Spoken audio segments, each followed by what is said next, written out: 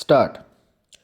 आज भी अपने देश के राजनेताओं की विशेषता कहें या उनकी विवशता या राजनीतिक कलाबाजी या फिर सुर्खियों में बने रहने की इच्छा कि वे विवादित बयान देने में पीछे नहीं रहना चाहते, यह अलग बात है कि बाद में क्षमा मांगना पड़े।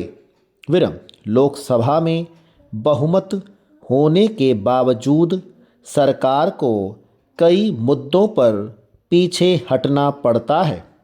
इस बात से साफ प्रतीत होता है कि किसी भी अच्छे लोकतंत्र में विपक्ष का होना कितना जरूरी है।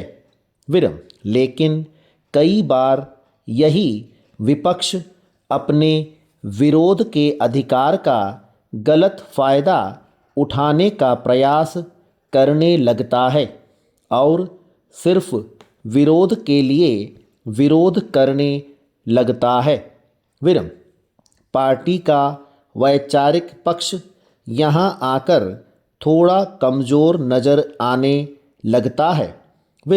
सांप्रदायिकता के बारे में प्रधानमंत्री जी ने खुद कहा है कि हम किसी तरह की सांप्रदायिक घटना सहन नहीं करेंगे। इस मामले में विपक्षी दल हर मुद्दे पर सरकार के ऊपर भारी पड़ रहा है। आजकल भ्रष्टाचार पर बड़ा हो हल्ला मचा हुआ है। आरोप प्रत्यारोप का दौर चल रहा है। एक पार्टी दूसरी पार्टी पर आरोप लगा रही है। एक इंसान दूसरे इंसान को भ्रष्टाचारी मान रहा है। एक संगठन दूसरे संगठन पर अनियमितता के आरोप लगाता है। वास्तव में देखा जाए तो हर व्यक्ति दूसरे के ऊपर लगी कालिख को देख रहा है और उंगली उठाता है, किंतु अपने चेहरे पर लगी कालिख देखने की फुर्सत उसको नहीं मिल पाती है।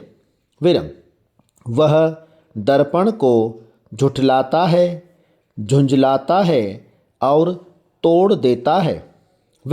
इस तरह भ्रष्टाचार दूर करने की सारी कार्रवाई सतही बन जाती है।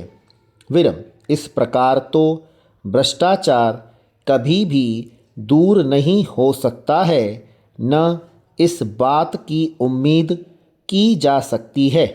भ्रष्टाचार नष्ट करने के लिए, भ्रष्टाचार खत्म करने के लिए, भ्रष्टाचार मिटाने के लिए पहली शर्त चारित्रिक सुधार हो सकता है, लेकिन इस ओर हम ध्यान नहीं दे रहे हैं। यह समझने के लिए पर्याप्त होगा कि सामाजिक जीवन में बिना चरित्र बल के भ्रष्टाचार दूर नहीं हो सकता है।